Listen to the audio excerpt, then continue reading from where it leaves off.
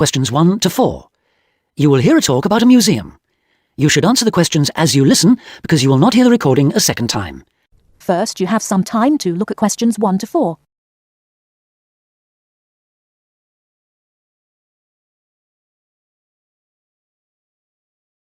Listen carefully and answer questions 1 to 4. Welcome to the Museums UK audio series, a collection of downloadable audio files introducing the best of British museums.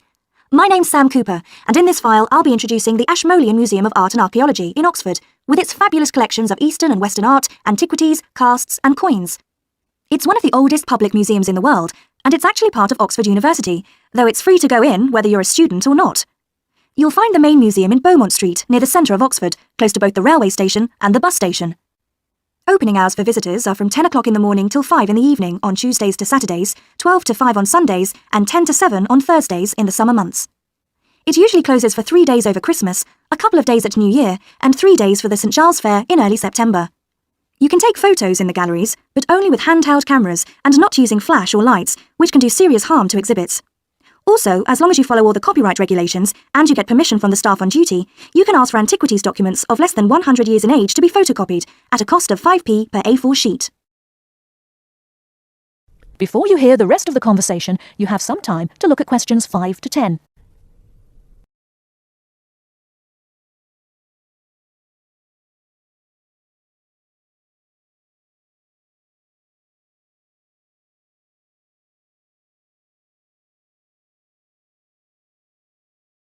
Now listen and answer questions 5 to 10.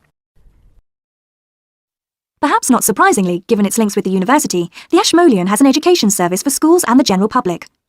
Activities include guided group visits, which for adults last 60 minutes and cost £4 each. This makes the minimum price per group £28, as group sizes vary from 7 to 15 people. Visits by groups of young people take the same amount of time as the adult tours, but cost just £2 for university students. So, with at least 7 to a group, the lowest price is £14, though please note that there's an upper limit of 14 group members rather than the 15 for adults. For schools, there are visits to suit all age groups, and for the most popular ones, such as those to see the Greek and Egyptian collections, it's best to book a term in advance.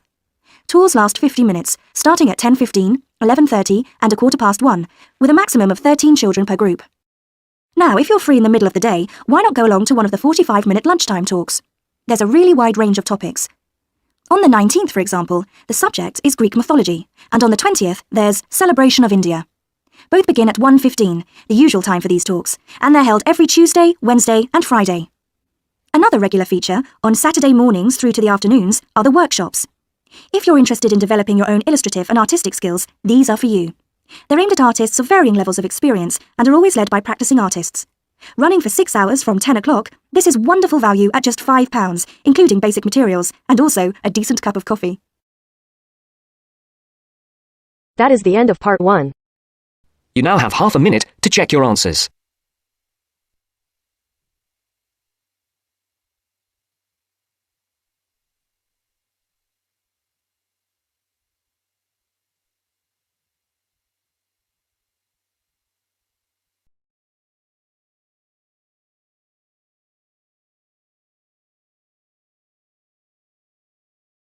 Now turns to part 2.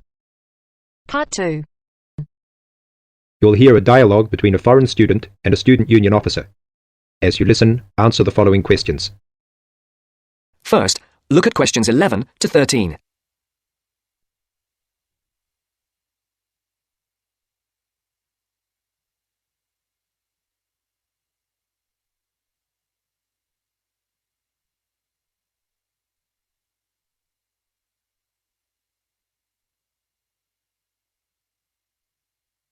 As you listen to the first part of the interview, answer questions 11 to 13.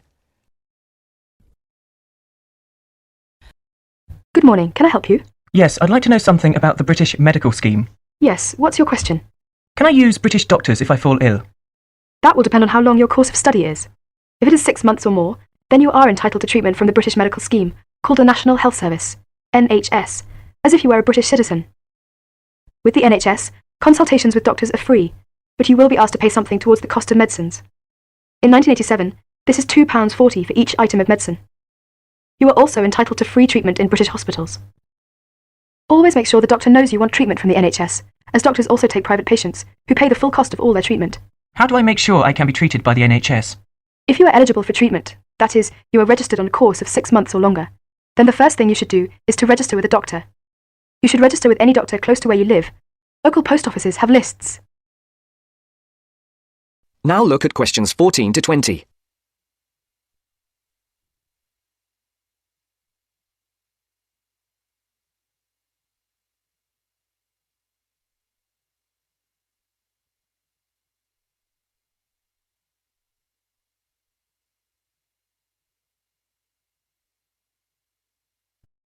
All you need to do is visit the doctor or the doctor's receptionist during consulting hours and ask to be included on the doctor's list of patients. If the doctor decides to accept you, you will then be sent a medical card by post, which will carry your National Health Service number. Take great care not to lose this. If the doctor cannot accept you, try elsewhere or contact the local family practitioner committee. You can get the address from the post office or any doctor. Find out your doctor's consulting hours from the doctor or the receptionist and ask whether or not you need to make an appointment before seeing the doctor. Remember to be on time for any appointment you make. You can see him or her during those hours unless you are seriously ill. If you are seriously ill, the doctor can be called out to see you. Once you have registered, you should tell your warden, landlord, landlady or a friend the name, address and telephone number of your doctor, so that if you are suddenly taken ill, the doctor can be called out to see you. I see. Could you tell me something about British hospitals? Yes, hospitals provide specialist treatments, or treatment for which any kind of extended stay is required. Your doctor will recommend you to go if it is necessary. Casualty or emergency treatment following accidents is free for everyone. As not all hospitals provide such services, you should find out which local hospitals do, in case you ever need treatment. How about dental care in Britain? You can find lists of dentists who give National Health Service treatment at local main post offices. You do not register with a dentist, but you should ask whether they are willing to give you NHS treatment, as dentists are free to accept or refuse patients, and to provide private treatment only. If you are accepted, you should give the dentist the NHS number, which is on your medical card. There is a charge for all dental treatment. For basic treatment, this could be up to £17. More extensive dental treatment will cost more if you are not registered with a doctor. You will have to pay the full cost of dental treatment as a private patient. You will have to make an appointment to see your dentist, and should give notice if you are unable to attend an appointment, or you will be charged for loss of time. You should try to have your teeth checked at least once per year by the dentist. From the NHS, you are entitled to a free 6-monthly checkup. Thank you very much. This helps me a lot. That is the end of part 2. You now have half a minute to check your answers.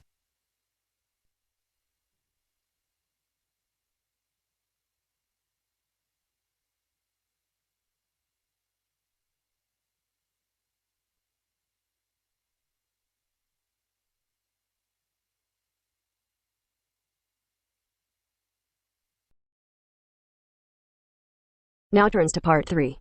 Part 3. You are going to hear a conversation between Sally and Ben. They are new college students. You now have some time to read questions 21 to 25.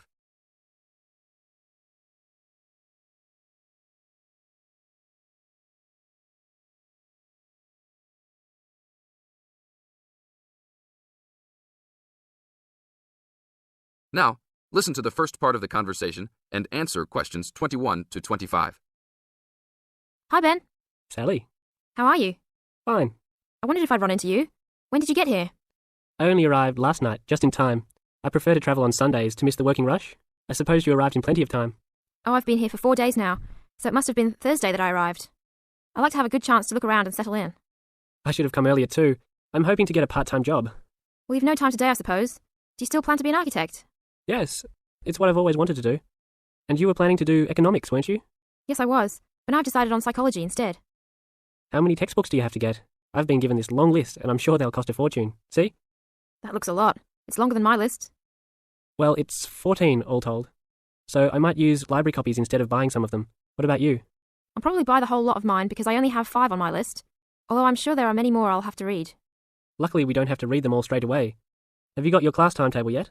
It came with the book list. When do your lectures start? Tuesday. That's tomorrow. How about yours? Oh, I've got an extra day, the day after yours start. Now you have some time to read questions 26 to 30.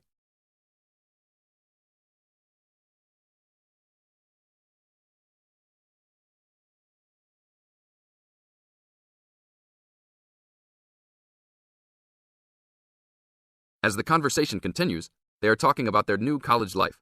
Listen carefully and answer questions 26 to 30. It's nothing like school, is it? Not so far, and the lectures will certainly be different. Do you have any special approach for keeping up with lectures and the amount we have to read? Well, I usually try to read every word in a book, in case I miss something important. So I suppose I'll try to write down every word of the lecture if I can.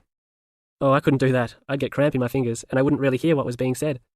I usually skim a book when I read, and underline key parts, so I guess I'll try to make notes on the main points of the lecture. Have you thought of using a cassette recorder? You mean to record the lecture? Yep. Then you could make really good notes. Is it allowed? I think so. It must be. Plenty of people seem to do it. It has to be better than trying to write every word as you listen. Anyway, what's your first lecture about? Oh, it's on the Industrial Revolution. The Industrial Revolution? Sounds boring to me. Not really. It made a big difference to everything, including architecture eventually. So what's your first lecture about? It's about what separates humans from other animals. Okay. Look, I was on my way to the library to check out some of these books on my list. I have a tutorial paper to give in a couple of weeks. Oh, what's the topic? Well, I think our lecturer must have trouble thinking up topics. The topic is, why study architecture? I don't know. It could give you a chance to set out what you want to do. I guess so. Have you been given any tutorials to do yet? Yes. Mine is called Needs for Sleep. Sounds almost as interesting as mine. That is the end of part 3. You now have half a minute to check your answers.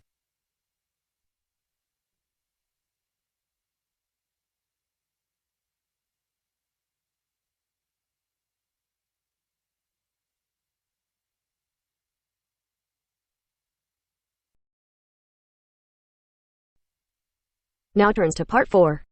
Part 4. You are going to hear a talk about some British customs. Listen to the talk and complete the notes below. First, you have some time to look at questions 31 to 40.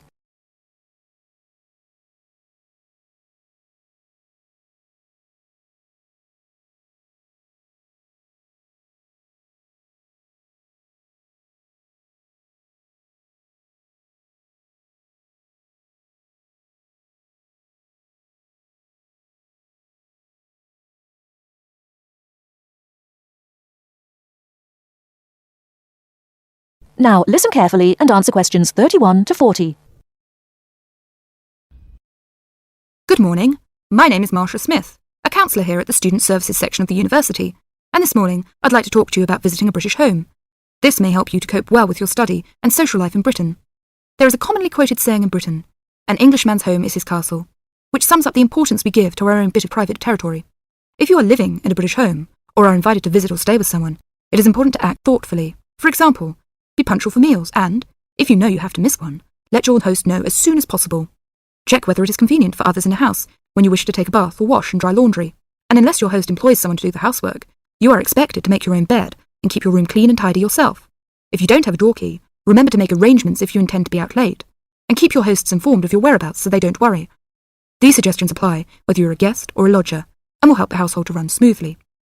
If you're staying as a guest of a British family, or even visiting for one meal, it is customary to take a small gift of flowers, chocolates, or something to drink. Don't spend too much, as this could embarrass your hosts. If you're staying for several days as a guest, it is usual to give a small present when you leave. Usually, you will get onto first-name terms with people you meet quite naturally and quickly.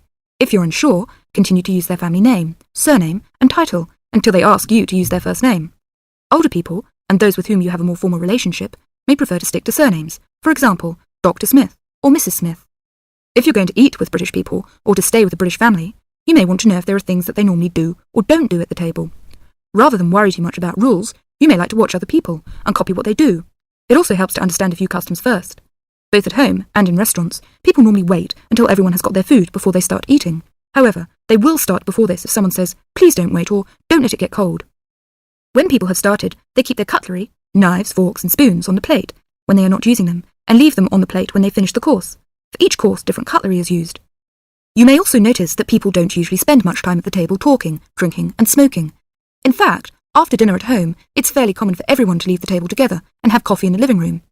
If you are staying with a family, or visiting informally, it's usual to offer to help with household chores, for example, clearing the table and washing up the dishes after a meal.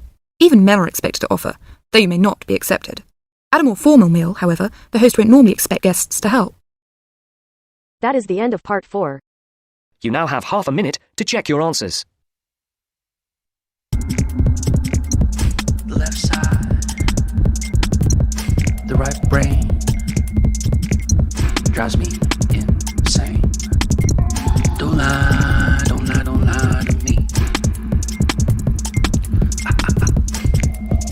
fry, don't fry, don't fry.